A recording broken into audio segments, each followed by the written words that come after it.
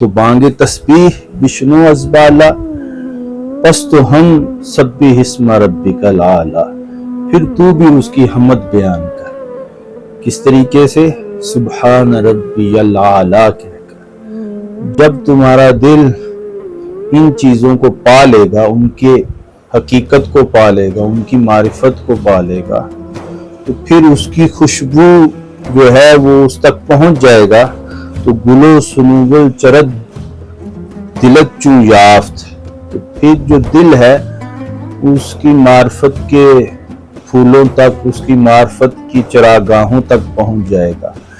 یہاں اللہ پاک جو ہے وہ قرآن پاک میں بندوں کو، اپنے بندوں کو مخاطب کر کے فرماتے ہیں کہ افرائیتم ما تحرثون، تو یہ جو تم بیچتے ہو یہ کیا تم خود اگاتے ہو؟ اَأَنْتُمْ تَزْرَعُونَهُ ام نحن الزارعون، نہیں، یہ تم نہیں اگاتے، تمہارا کام ہے عبادت کرنا، تمہارا کام ہے عبادت کا بیج بونا، تمہارا کام ہے عمل کے ذریعے سے آگے آنا،